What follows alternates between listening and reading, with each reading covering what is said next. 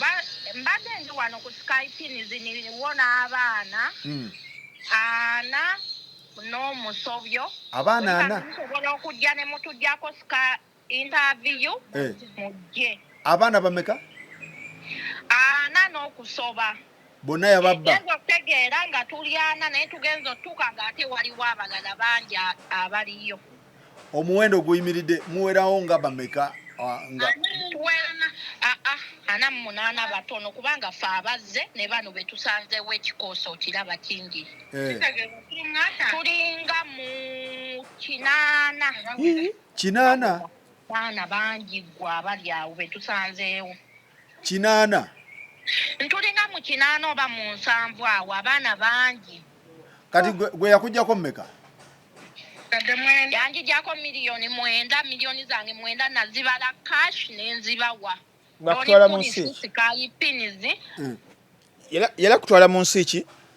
Canada namala nalimba simanya Canada waliyo ebizibu genda kulakiza embaga nenkyusa nantwala nagamba mbw ate jangu tulabe eno lakiza embaga erina ebizibu tukuteeke ku Ireland nembuuka we nabuukira wewa nga ntuma mbu waliwo omukyala bamuyita madamu Allen akola ku internal fair yagenda okuyambako process zonna gy'oba olaga ne mubuuza ekibuuzo nawa madamu Allen oba nawa kampani sente nanziramu naŋŋamba oba toyagala genda biveeko kwata emitwalo 25 ogiwe madamu Allen akolera simanya driving permit ey'ekifere bakutwale Ireland ku mirimu ki ne mugamba nedda ssebo njagala refund kati nziriza ssente bwe yalaba nga mutaddeko nnyo omumwa nkoze ne gurupu n'atandika okunvuma nampita nanzigalira mu kalumu ke naŋŋamba agenda kunsiba abadde ne safe house tetukolanga nako yadde ku paperwork tetulina twakoma ku medico nakoma ku medico neza Interpol 15 bazirya ngakusuubiza mulimu ki e Canada caregiver ate tukuzembaga nakusuubiza mulimu ki yo era gwegumu gwegwera ne Ireland era nga ngendera ku mulimu gwegumu naye Ireland nga nyongeramu emitwalo 25 bankolere driving permit ey'ekifere ku NASA naye nga bitutte ebbanga kyoba mu abatali bagumiikiriza emyaka 3 muganda wange ebintu biruddewo banga ki nebwe nandibadde mmaze emyezi 9 myezi 10 bwe ndaba kuba emyaka 3 nga basukka 10 naawe newoba gwe weeraliikirira waliwo n'ab'emyaka 3 abo bwe muli nabo we bali bangi nnyo naye nga mugezezako kugendako mu b'obuyinza twagendayo ku poliisi tetwayambibwa bagamba balamu yabayita ne mwesootinge simanyi ne mugenda mu meeting kyali kityewa balamu twagendayo peke nini mpa abagenda balamu balamu ne atusindika ku CPS CPS ne bamuyita yasindika balooya be ne baliida baffe ne batuula n'atugamba ali radio tusasula vidiyo gye twataddeyo tugijjeyo ne tukwata vidiyo ne tugijjayo we twakwata vidiyo ne tugijjayo balooya be ne bagamba omusajja ali radio tusasula tugira amawunti tugibale ne tuwala amawunti balida baffe ne bagibawa n'amannya gonna ne bagamuwa ne tukomawo bagenda okuddamu okutuyita nga bafulumiza kirisiti ky'amannya amalala nga bye twamuwa si byalina ng'era agamba agenda sooka asasuleko abantu 10 ekyo ne tukigaana ne tumugala tuli abantu 74 twagala ffenna otusasule oba afu oba fulwa amawunti tetwagala otusasule 74 70 people abatwala omusajja balooya baavaawo nga tetukkiriziganyizza ebagenda CPS neddamu netuyita omulundi omulala netugamba omusajja agenda kujja abawe ssente twatuukayo teyalabikako netuddamu ebyo byagamba simanya miliyoni 5 simanya yabadde ategese miliyoni 5 ebyo byonna alimba ate omuntu gwagamba ali mu bako waliwo omuntu ali mu bakozesa gwe yali akola naye abataddemu ssente atwalize muli ebinnyo anko njagala ombuulire kunamungi w'omuntu ono yenna ali wano waliwo asobola okukwata ssente miliyoni 4 n'aziwa abantu bano bakube eddoni kulisi waliwo akisobola ekyo singa yampa miliyoni zange 9 kino kyonna teyandikituuseeko kuba namulabula ne mugamba kwata ssente z'abaana ozibawe abakyayagala okgenda babeerewo abaagala lifandi bawe ssente zaabwe yanvumma nampemula wemula naye nga receipts zo zirina ssente zewamusasulirako zirina risiiti nzirina n'ebyo byagamba mbu simanya Friday ali wakutusasula lwali lunaku lwakubiri nga tugenda mu bannamawulire n'ajja n'akubira liida waffe n'atugamba agenda kutusasula Friday twatuuka ku Friday twagongomalira ku CPS omusajja teyalabikako ne tugamba engeri omusajja ono gy'atalabiseeko ate nga tumulindidde emyezi n'emyezi ng'atugamba agenda tuwa ssente agenda kukola bwa tumiitinga balooya be tukola ki tukooye kati omukaaga ne tutaakatambi ako kemulaba kati mukyala eyalabikira mu katambi ako akaaba amaziga kakati awo wemuli yatuwandiikisa lifandi n'atugamba bw'okkiriza lifandi eyo akutemako 20% ku kyewawaayo ne tukikkiriza ne tumugamba kale tema ssente zo otuddiza ezisigadde naye yagaana okutuwa ssente zaffe ng'ayagala atwale zonna bw'abanga simufere lwaki yagadde kampuni n'adduka anti kyembadde ngenda okukubuuza nti kati awo we muli embeera eri etya kampani waliwo omuntu omukozi wa Skype aliwo oba muliwo omukonkomalidde we tewali baatutte ebintu byonna abaana bali wabweru tewali kiriwo twagala omusajja ono atuwe ssente zaffe ffe kye twetaaga ssente zaffe tuli banaku wewola ssente tuli muzirooni amataka bagatutta abaana baffe tebakyasoma bambi tulina ennaku gy'amaanyi nnyo omanyi kye bayita omunaku okwewola miliyoni 10 bambi n'okwata emitwalo 7 n'ogiwa Skypinizi ekolere paasipooti emitwalo 7 ne bakuwa omuntu n'atuuka eri n'asasula emitwalo 25 n'aganyaga ezisigadde n'azitwala n'okwata endala n'obawa bakolere interpe emitwalo 15 n'otuuka babuuza abanaaye nga sigenda ku biometrics nga sigenda ku byenkumu ne bagamba mbu tujja kwata photocopy ya passport yo tugikwate tugitwale ku Interpol mbu bagisikaninge balabe nti tolinayo musango batufulumize ekipapula kakati ekibuuzo ekisembayo katono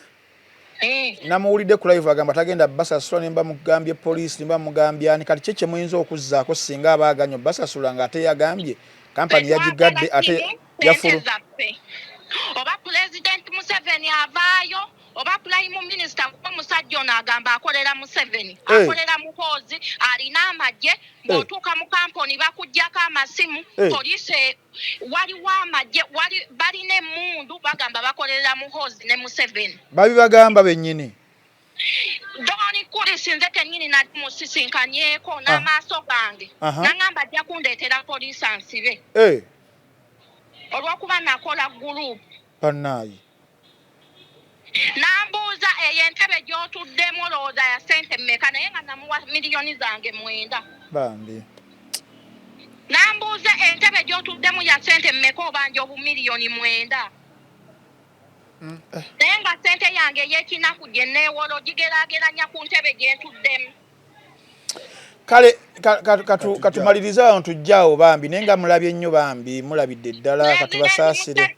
aveeyo Prime Minister Nabbanja bamaama Fiina baveeyo batuyambe omulanga baguwulidde kale katubasanga awo bange sente zaffe omusajja oyo teri atakwatibwako teri ali waggulu w'amateeka kale munnaaye ono ani gwe boogerako Don Chris yaliwo ono Don Chris ono tubaye tumulaba alabawo ng'amansamansa ssente nayo yali akusibye yali akusibiraki twayogera netugamba bannayuganda talina ssente twabyogera ffe twogedde nebimunyiiza twabyogera twalina eshalomo tugamba talina ssente oyo nga tulaba engeri gyaleeteddwamu media company emu ani yamuleeta waliwo media company yamuleeta eri awo waggulu kasozi yamutembeeta nebeera ng'emuleeta etandisa okumukyaza emuwazi show entertainment wejja analysis yazikola tetugamba bannange kiki kino zonna biba byabufuzi nga bamuwayoko ka sipooti nejjo bannale bakyaziza shairota kati bo bakyaza buli omu kati ne bamuleeta asponsoringa zi shows zaabwe bagenda ku outreach eyo mu up country bagenda naye waba bategesa ebivulu ya sponsoringa ajja n'agaba ssente kakati nkitegedde kakati nti ssente zabadde nga amansamansa mu makirabu kugula mwenge nakuwa abayimbi zezaabana abaana abanaku bambi bajjako obukadde omwenda n'abasuubiza empewo kyannaku nnyo tino omuntu akola ebintu ebyo mu ggwanga erya Uganda n'agoyinga unpunished n'ayima gy'ayimye mu nsi gy'alimu n'agamba teri kijja kumbeerako teri kijja kunkwatwako teri ajja kuneemunaaba muloopye waani nga tuli mu ggwanga erya Uganda. Wamunoonyezaako yagambye atya yabyogeddekoko we namunoonyezaako alina kyayogera kangezeeko kuba nagezaako kubanga mukubira essimu okuwulira sayidi ye tuleme kulowooza mbu ate sayidi zeekubidde kubayo kampani n'okuba njagala mugezeeko wano ssebo ne bannyabo mukubireko Don Christopher ono tulabe sente zajja ku baana kyata abazisaasaanya eno abaana n'atabawa mirimu gwe omanyi okukolera okuzombogo muganda wange kino kibayita aliira ku nsiko erukuzombogo Estonia esimu ye tasobola gikwata ndowooza naye kati kankubireko yali PR we oba kyali PR abadde n'omwogezi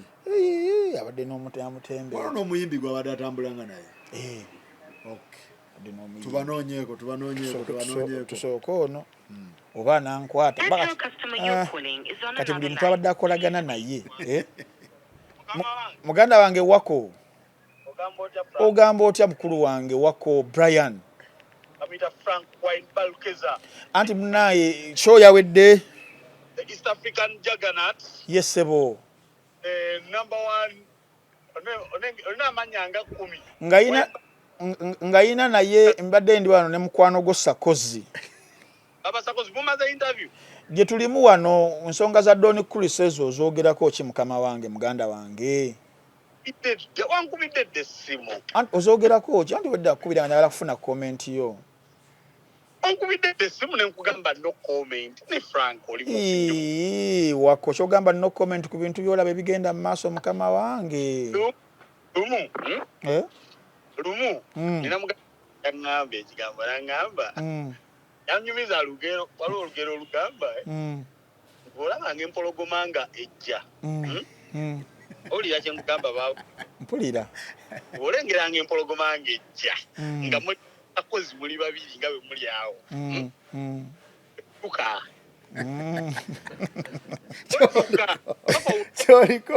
wako wedduka eza nti ogenda kusinga empologoma emisinde oba okategeera odduka osinga essakozi emisinde inzat empologoma bwe ba yakulya eyamu sakozi era ketugamba empologoma misinde tosobola kusinga maanyi kadugwe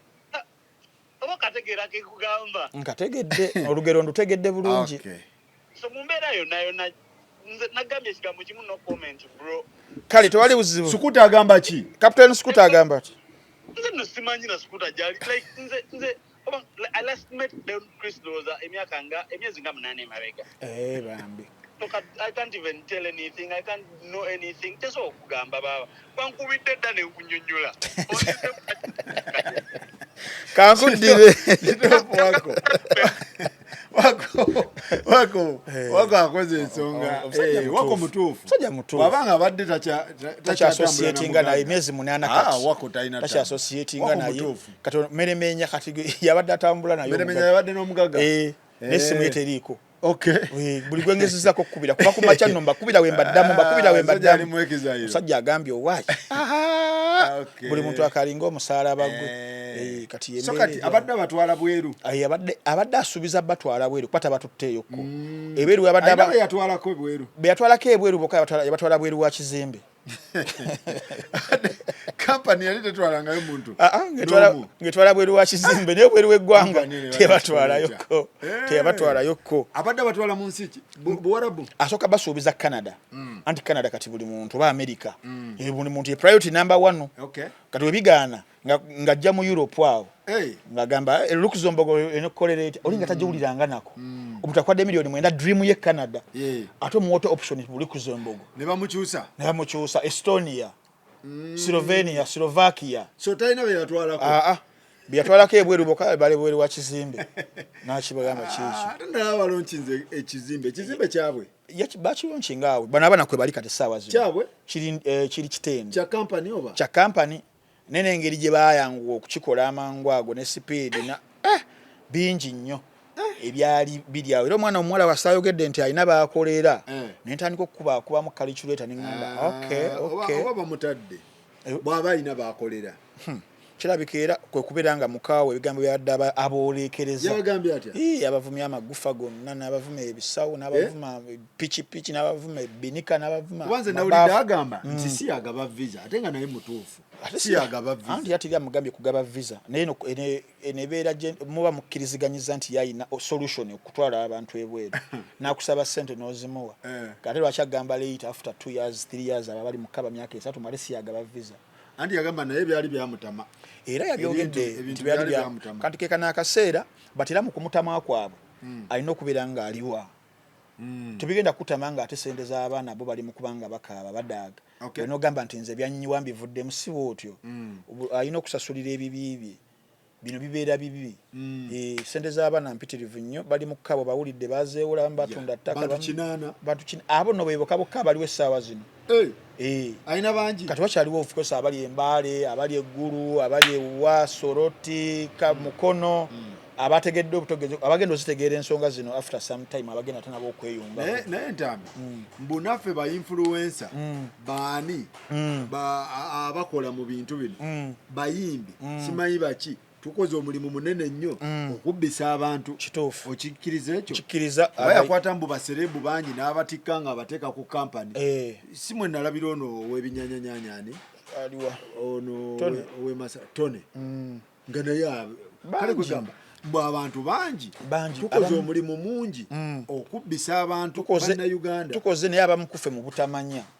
abamukuffe mu butakola due diligence kumanya naye omuntu eno engeri gyazzeemu kasooke mala okukola akafaananyi ka tone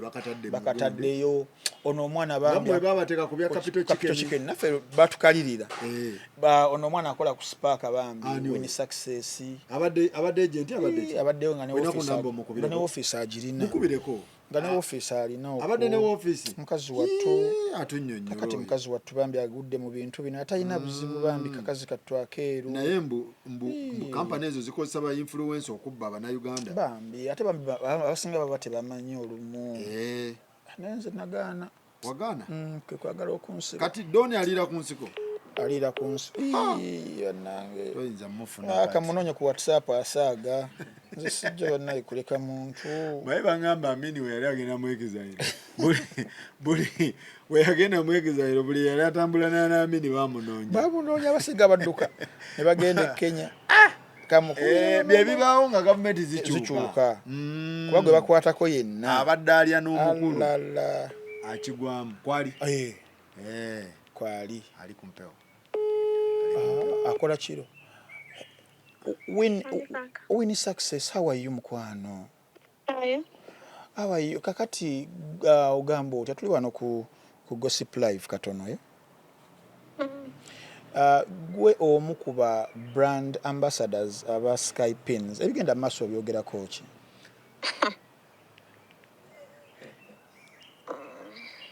Wanji Mtambi na kugamba naye syakola na Skype ins, right? Nali saakiwulira.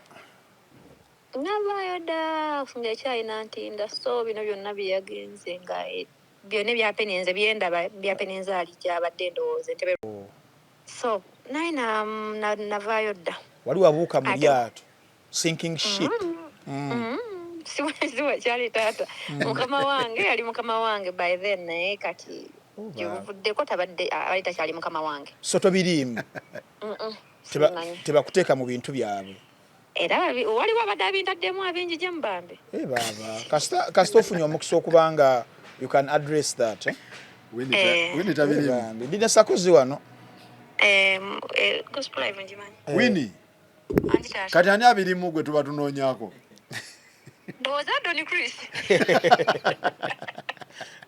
Tobiriimu gwe. Sibiriimu yadde. Bana Evelyn Mike abirimu tumunoonye. Teyesembereza tabiriimu taata. Munoonya ku balala ndowooza. Tunoonya gundi ani ono wa Ozambe. Ani? Shifura. Ate ono w'ebinyanyanyanya naye ndabye babimuteekamu. Tone Mbazira. Mbazira Tone. Iya, naye ndowooza munoonyeko kuba bwe nali nkola naye yali akolayo. Simanyi oba yasigala ku ttiimu. Okay. Gwe lwaki wakibuukamu? Banaye mulimu nanti munaye otuuka n'ogamba waliwo naye nfunye programu endajuka nali nkola mu makya okka ate nga nfunye programu y'olweggulo nafunga emirimu mingi ne nga muzeeyi munaye sobola okunta naŋŋamba munaye mutadde bulungi. Okay. Toyanza Winnie. Kale nayanza okukubira. Amina. Kankubira ku Tone. Noonya Tone buli yakolanga n'omuntu. Tolira ndowooza kubanga Amini waragenze. Bo bano Winnie ayogedde ekituufu. Ekintu yali yakivaamu dda. Yakirabirawo. Bambi. Ba brand ambassador be balina otubuulira. Munnamasaka Tone. Ze Tono nnomesezza nnyo ssebo. Yeah. Sorry, the number you have dialed is busy. Please try again later.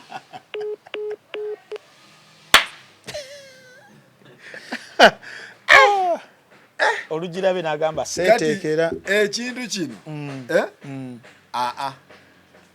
tekiri kiriya. Tekibadde kiriya. Tekibadde kiriya kikomekereza bwe. Naye kati buvunaanyizibwa bw'Abannayuganda twebeereremu. Ati obuzibu kampani ejja neerangira ku mainstream n'olabira ddala mainstream TV nnene n'olowooza nti ddala ekintu kyaki. Anti kati toyawula kintu kituufu na kintu ki. Sakozi obuvunaanyizibwa buvuye ddala waggulu.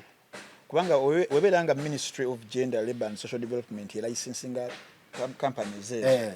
ate nzaalanga because nze by the way mbagenda okulanga nja mu office n'eraba certificate ani akutwala kati abasinga bakola due diligence naye kati ate oli ya licensing ate kola mulimu gwa kumonitoringa ono byakola kati kyote kiri ku TV yo TV yagala kimu oliwo mateeka which Skype has been teriwo mateeka it was licensed by the license but then omulimu gwa monitoring ministry netagukola ki netagukola calls zizineza abaana okukaaba kuno kola batekutandise leero ani minister wa labor Minister wa Labor ye yani Minister wa Labor kuba yandivuddeyo n'atunnyonnyola nnyo kati kekana akaseera yenu time bw'aba ino okuvaayo n'ategeeza eggwanga bamonitoringani because UCC weebanga yevunaanyizibwa kubiyita ku mpewo yes kitegeeza buvunaanyizibwa bwa UCC okumonitoringira abawemulira ku mpewo all over the country. Kakati naawe gwagaba gundi license za labor buvunaanyizibwa abo okusupervisinga ono atwalawo abantu bakola batya baperforminga batya dani okusika obusisi ssente Abannayuganda ne babeera nga bakaaba bukaabi. Kati minister regulatinga minister ye mkyala Betty Amongi Akena. Betty Amongi amonitoringa tamonitoringa ali mu kalulu agenda mu mukyala Ruth Achenge kamuwuuba kitegeeza waliwo syndicate. Of course waliwo syndicate omanyi lwaki essaawa zino companies ezo zikola zebikola mu ngeri gyebizikolamu nga bazirayisinga ne bazimonitoringa kubanga byabwe they cannot monitor what is theirs okitegeera bano betulaba Donny Chris bifaananyi abakulu bannannyini baza abatuufu ensejja bamanya ng'ekiseera kituuse tola Donny Chris atuuka n'akugamba byali byantama yatuuse kola nakola statement n'agamba ne company tebadde yange mugende mu URSB kati bannannyini abatuufu abakulu beerano nga ina kampani zenga mwenda 10 kubanga bakitegeera nti bino bitu birimu ssente empitirivu. Okay. Kati kizibu nnyo okulaba Ministry of Gender ng'etumya abantu ate bajja ba monitoring ekyabwe. Kati omugagga yaliwa? Essaawa zino yaddukidde Dodoma. Ali Dodoma? We nawulidde. Nabaje waka sente. Nabaje waka sente. Oli mu mbeera ki? Commentinga wano. Oli mu mbeera ki? Yitayo ko olunaku olw'enkya. Kigambibwa mukono badde n'amabanja mangi nnyo. Era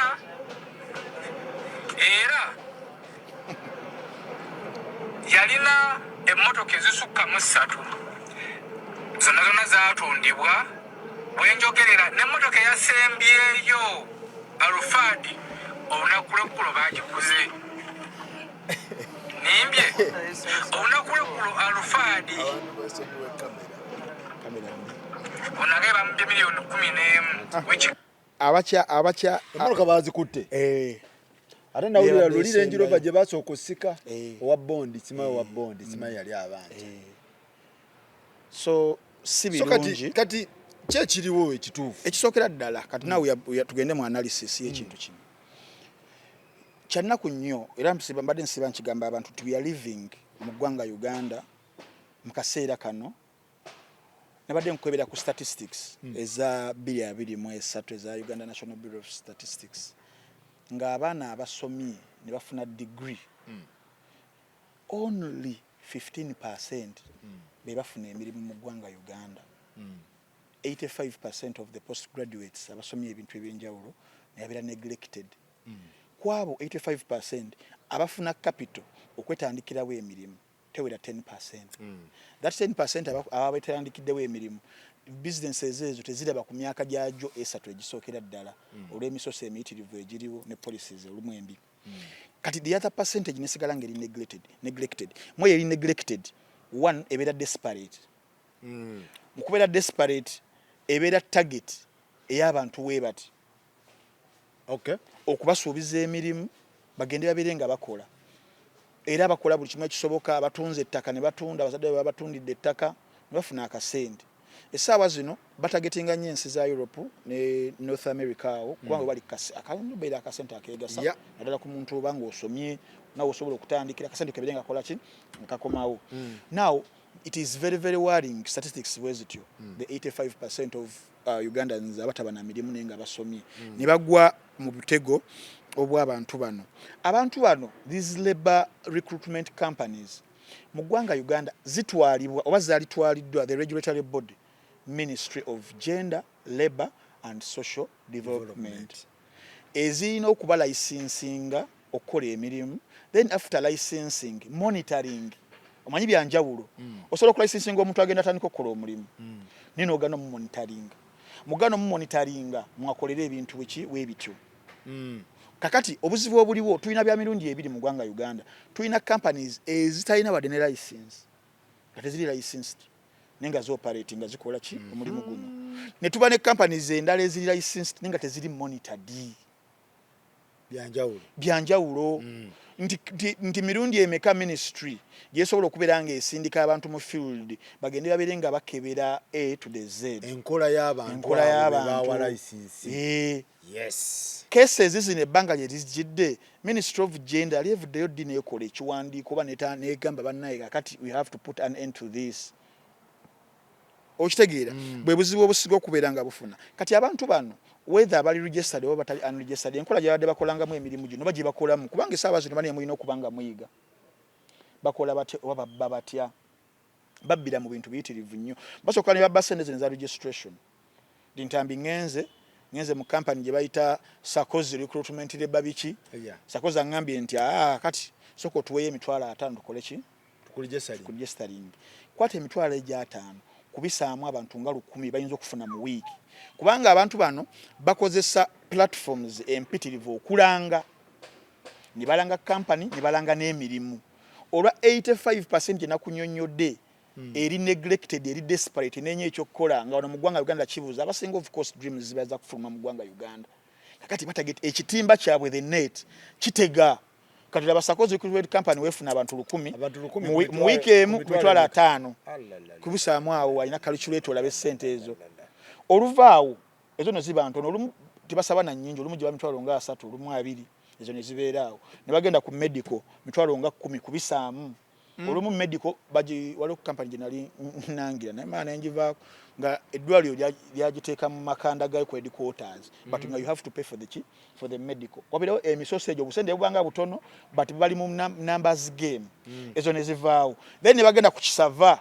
kiriwa ekya tukusuubiza omulimu bwe guti gwetaagisa obukadde 9 ng'oyo omuwala wannyonnyodde oba omukyala wannyonnyodde nti yansaba obukadde 9 ku munnayuganda nga bakusaba obukadde 9 naye nga oli sure ogenda kufuna omulimu osobola n'okuvaamu ebigere sente n'ozinoonya kakati emirimu waliwo kye bayita external employment management information system ekyo mu buli nsi wakati wano mu Uganda tuli very ignorant system eyo ebeerawo sakozi company ebeera ensuubiza omulimu nina okugenda ku system eno n'enkebero baddala ki gyeguli kakati bano bambi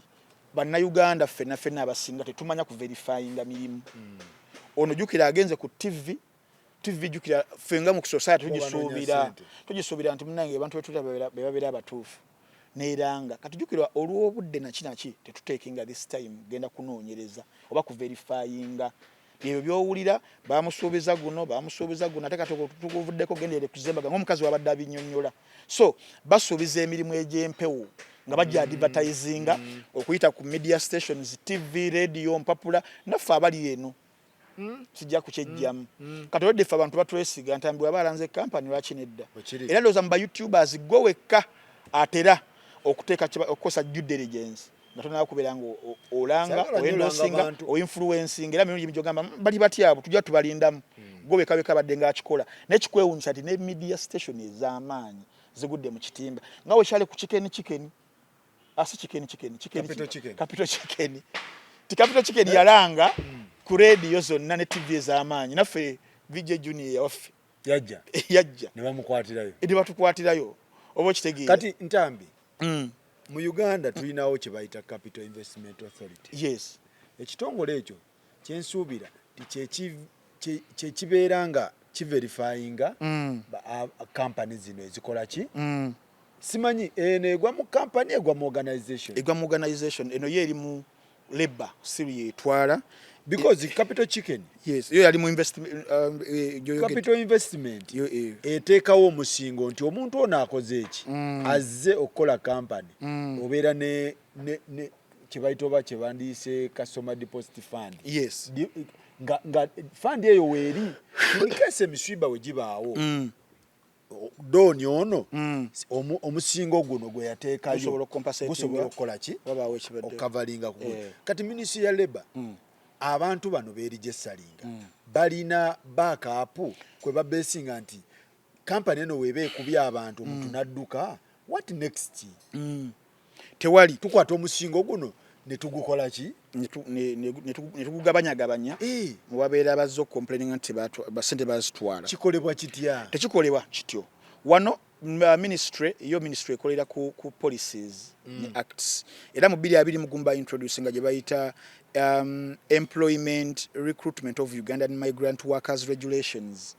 era nga statutory instrument eyana mu 7 kwe baweera okulicensinga abantu bano naye mu eteeka lino nga liyita oba yali mubaka ki eyayogera ku issue yennyini gyewayogera because cases z'okubba abaana abagenda eweetu zitandise kati zitandise dda naye nga bamaliriza ne babeera bakutta omuntu bakutte ddooni whatever ono omuntu abeera kuki tabeera compensated sene zibeera nga zifa naye abagamba ba introducing something ng'ekya capital investment ekyo nti wabeerawo ku omusingo olaba ne zi betting companies nazo abazitwala batekayo omusingo batekayo omusingo nti singa tukuba beti nti no Germany ekubye Bungereza nga ki wabeerawo sente zikola ki eziriwo era bakyeta after great bet kabale bagita great bet yatubba 28 jijukira ne ba introducinga kati labor ministry ya labor ne gender and social development yesuuliddeyo nnyo gwa nagamba lwaki zino companies zoolaba ezitwala abantu ebweru zoolaba ezo singa okola okunoonyereza okw'amaanyi ng'ow'amawulire n'oscrutinizing ogenda kusanga bannannyini baazo abatuufu be bali mu ministries ezo. Tulina abanene ba ministers, yes, ba ministers ba MPs baani nga be bananyini companies ezo. Wano ba fronting ati byo byolaba omusajja avuddeyo n'agamba ono yenyini Don Chris n'agamba nange kambabuulire ne kino kano kama ne company tebadde yange. N'atugamba mugende ku URSB mukebere muteekemu mitwalo ebiri gyokka egya Uganda. Kati zino companies ezitwala abantu ebere ezisinga zonna bannanyini baz'abatuufu beba abanene ababede. Kati policies ngezo zoyogeddeko abalina zituulira zikkatirwe. Kubanga ziba zigenda kuba exposinga yet kino kye balimu kya bufere kya buyayi. Kati waliwo nekigenda mu maaso era kankyogerere wano.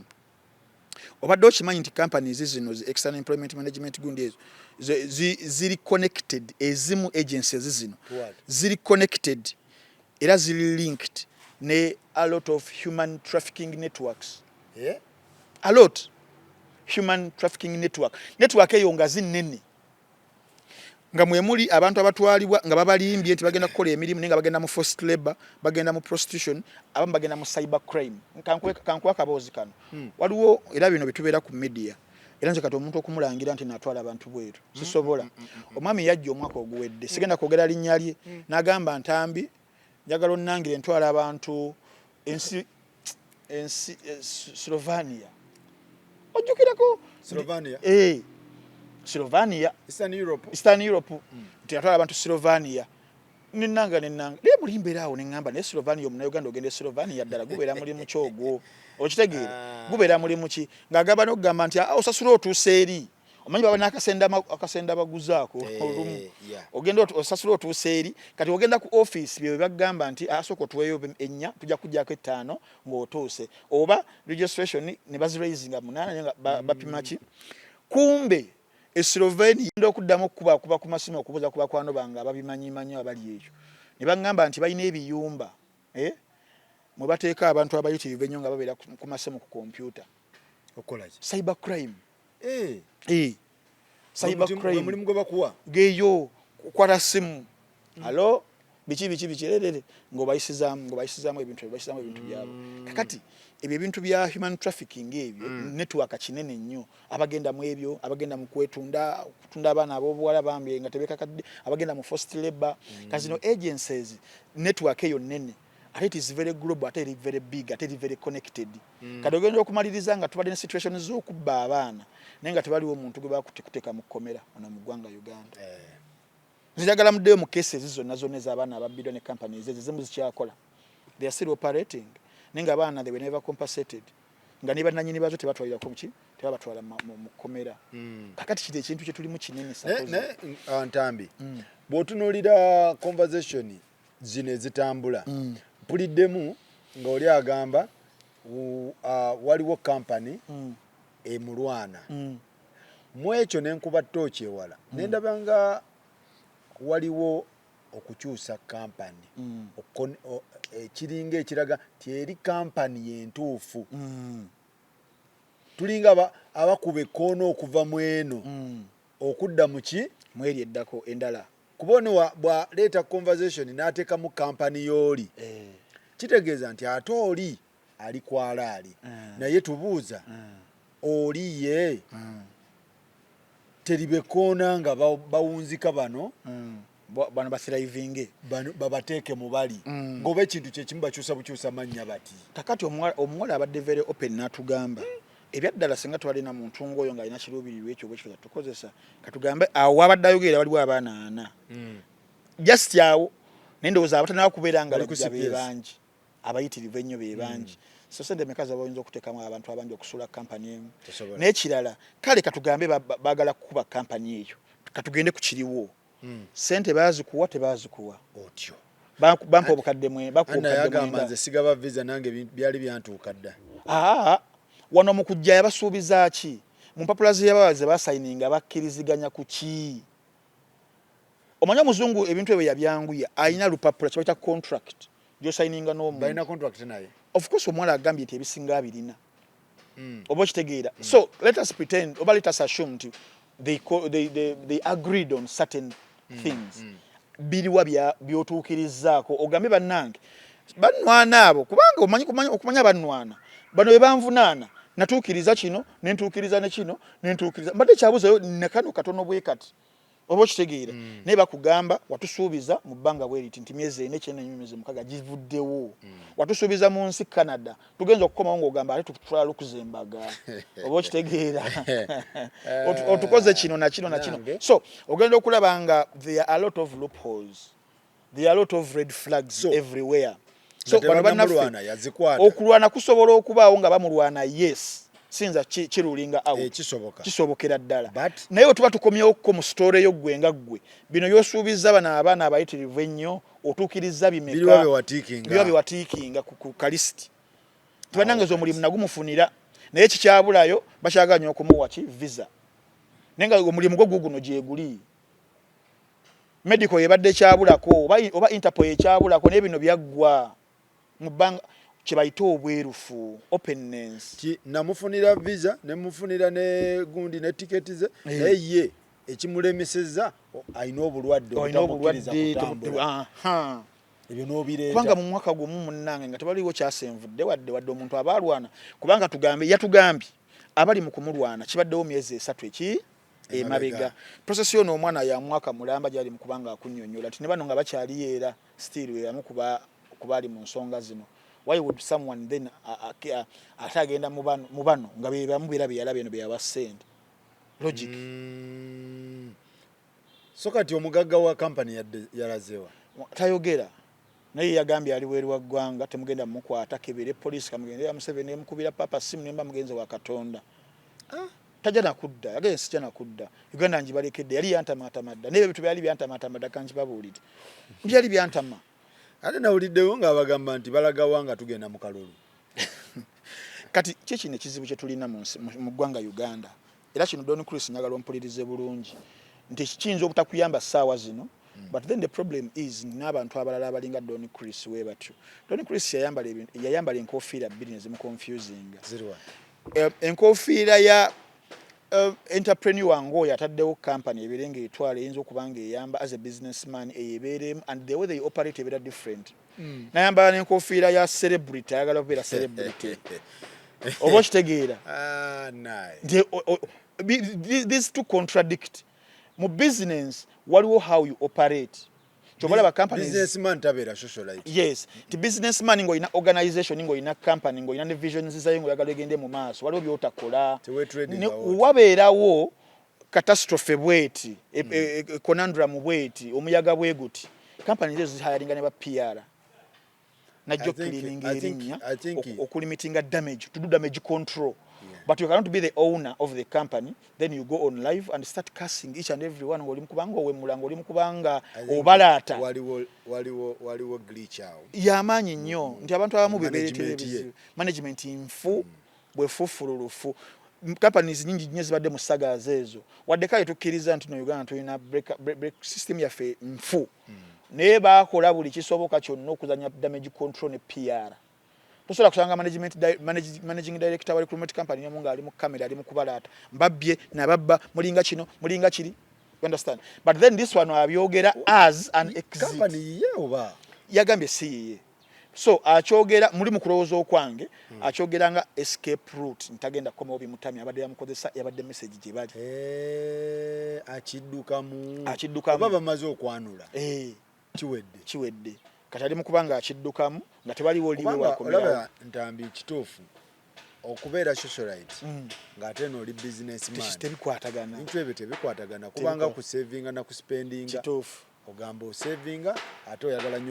nnyo spending okusinga okusavinga ekyo temusobola kukwatagana kati bino tebiriiwo kati alinamu aga amalala g'aba celebrities baddamu nga bwe bagana yet he's not one kibadde kyakukaka kibadde kyakugula buganzi kusasulira bagenda you know those things and he has been my not a friend but twemanyi ne sente zenziriddeko but me I state facts as nti wano muganda wange Don Chris wayokyeza ate era tewaliwo there is no deed teri kibi kikolebwa nekitasasulirwa ekyo nkikusuubiza ebintu ebitavunda mu nsi ebimu ku byo gwe musango teguvunda ebikolimo n'amaziga g'aba abaana agali mu kukaaba n'okulaajana nga bayise mu maziga gonna nabira nga baraisinga akasente ako ne bakakuwa n'okalya oba n'okakulupya mu mbeera eyo n'okabuzaabuza ate n'owongerako kubanga obakudaalira tekiyinza ggoyinga kityo tebiggwawo ebityo byebyo ebisiyaani bye tusanga nga twabiteeka ku baana baffe omwana ng'asikidde ebibi bya taata we omusajja ali bamuyita Jay-Z mu luyimba lwe olwa Mother to Excellence ayimba n'agamba nti sins of our fathers make our lives 10 times harder. I just want to take you to a baba ngagamba mutabani we etana kubanga azaalibwa so mwekyo Chris amalala okwepanka amapaati kuwemula tebigenda kuyamba mu kaseera kano kubanga waliwo bozizza mu kyalo yes ola situation ya capital chicken we yabeerawo omugagga nayogerako ko naine mu recordinga no mu recordinga olw'ensonga bali bakitadde kufa bali bamulanga naye mu mboozi gye twanyumya yonna nga tewaliwo mbeera gyali mukaawo ng'akikiriza catastrophe ekoze eki ezze kati tukole ki bannange ngali mu kwebuuza saze magezi ki bange banwanye ba mafia biki naye ng'olaba afa alina obulumi naye ng'omuntu oba okitegeera ne kati ono yalaga but then bagambye nti Ali Muzungu yawasiza mama wa Jalia Walda byendaba bitambula ku mutimbagano byendaba bitambula ku mutimbagano okufaanagana kuyitirivu Ali yagudde mu bintu we bagambye naye simanyi lwaki yandiddeko omukolo mama wa Jalia Walda bamuwasiza bamaze Ali Muzungu obagamba naye njagala kumanya lwaki Ali yandiddeko omukolo soko kubira Ali Muzungu Ali nandyako omukolo n'agwa mu bintu Ali wange wetubeera ekyanja Ali Muzungu tega kumuzinda kuba nti no weekend saamulabyeko wantu kumbe nga ali mikolo Ali Muzungu ali anakwata Ali Muzungu Ali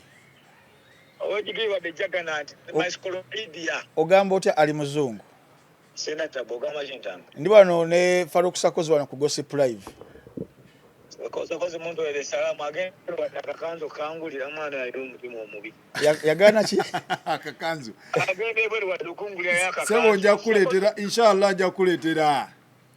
gamba nambe mwaso kampeyo ku ssente nambe nga mukubira ekikopo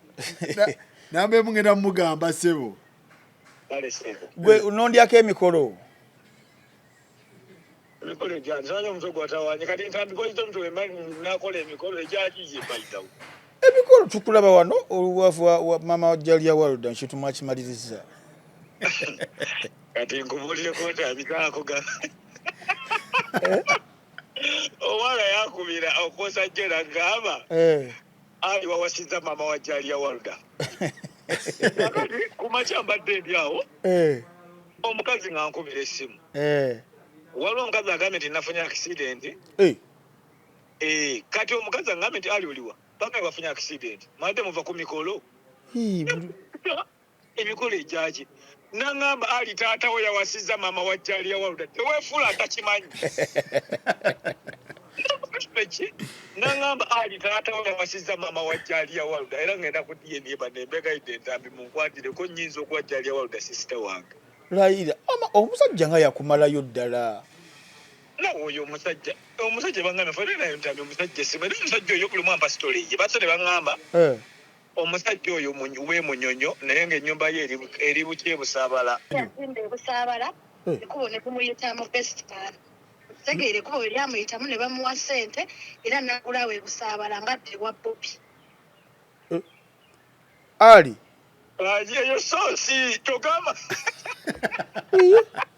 Mugambe waba ayagala okumanya ekituufu agende Munyonyo wali ku 300 ka Sofia ku 300 restaurant ye Munyonyo roundabout oyo gayi waabira bajja mu information oba agende Mulungu ewa Maria nice ngate byenkubye wununu mbonga byenkubye wununu kana tenzetiza ate abadde agenda ku DNA nga manyi twagudde emitu kuba Jalia Walda agamba nti Ali saagala mawulire bakuwe benzi kuba nze juga Jalia Walda kati sister wange era abasista wo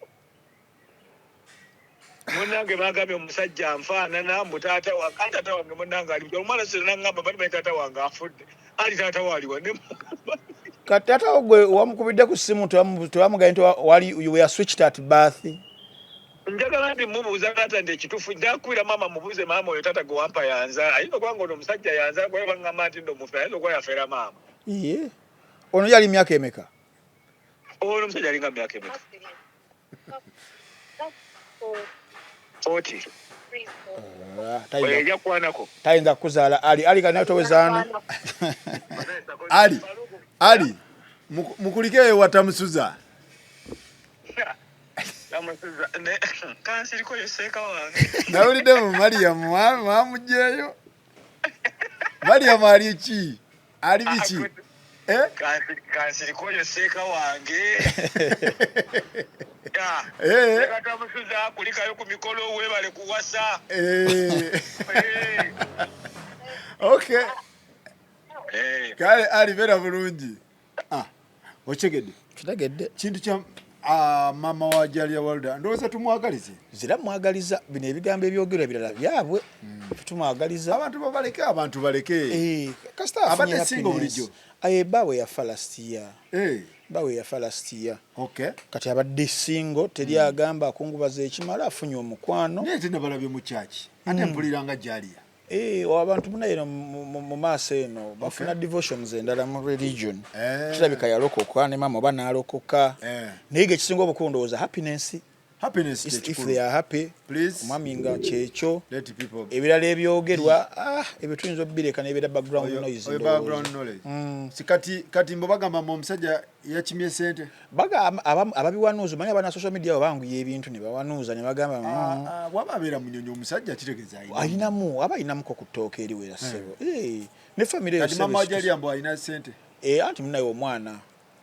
abaleka omuntu waba ayagala bwaba yekyana kyabeera ng'alina kati mbu omusajja muto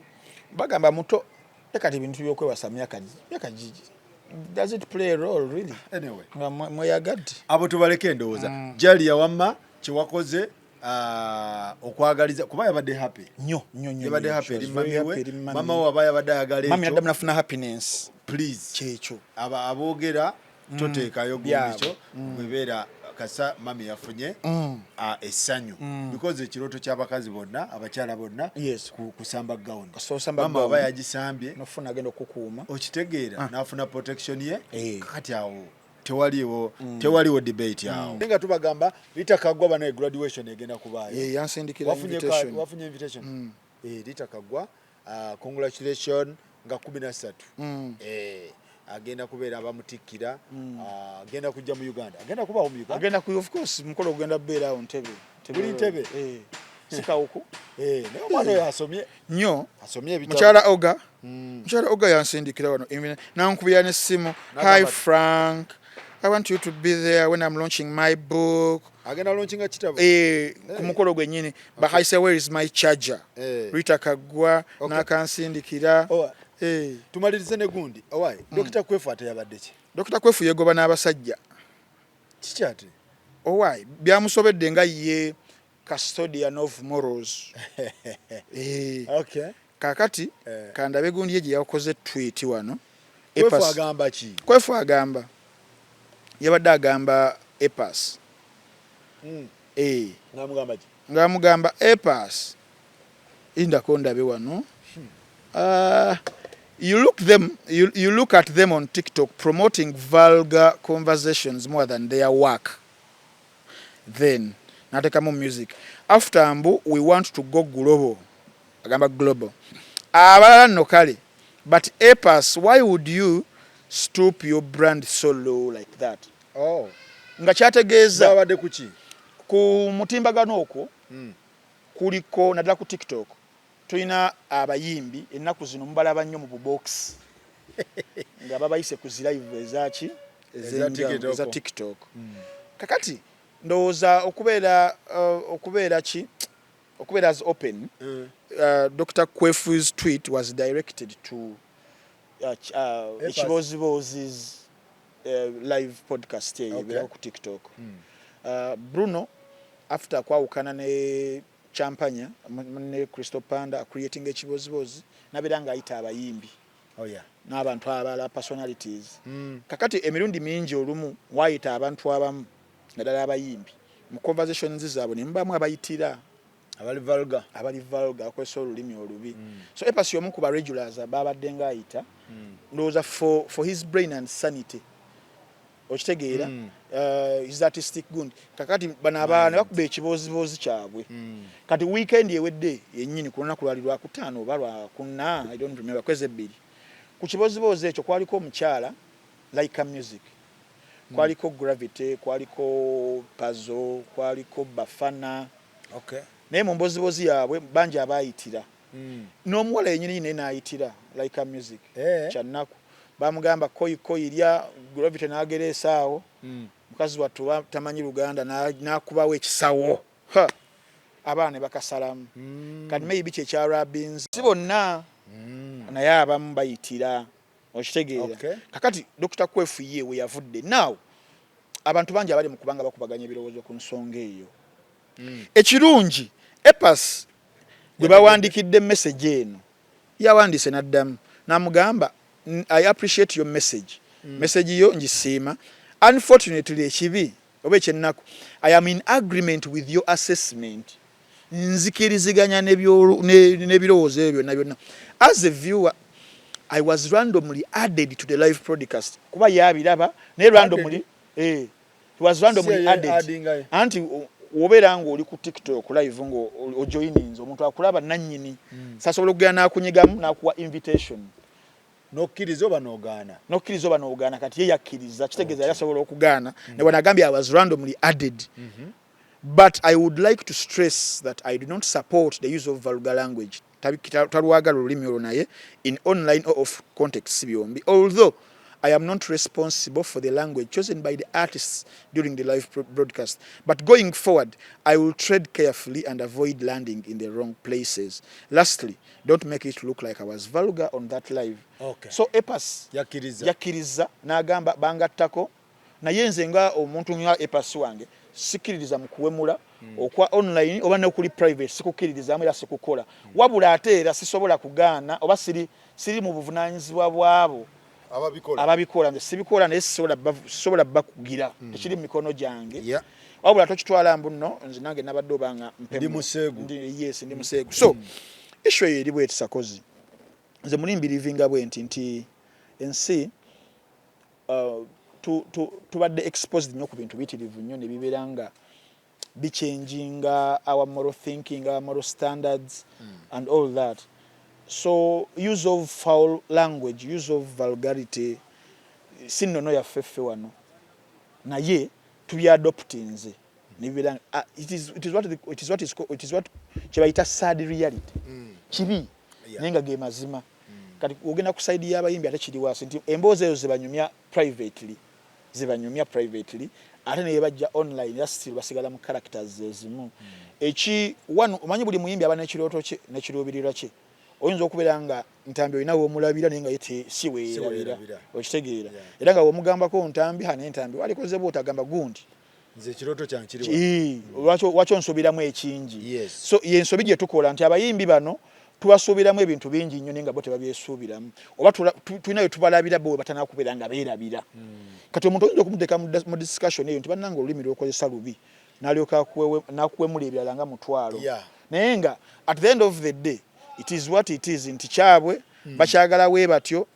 tebamanyi how it will damage them for us abalengere wano we can predict netugamba nti oba okute direction eyo ebyaddala it will be just a matter of time for your downfall but gogamba downfall ayinza okubeera nga yali n'okugwa yagwa dda nga yakola ki nga yakkiriza kati kino nga lowo kimugamba it won't save anything but for any brand ya artist alowooza ku his survival ya artistry we alowooza ku audience ye alowooza ku the commerce bit of it nti nja kwagala kufuna endorsement somewhere to be a brand ambassador of a company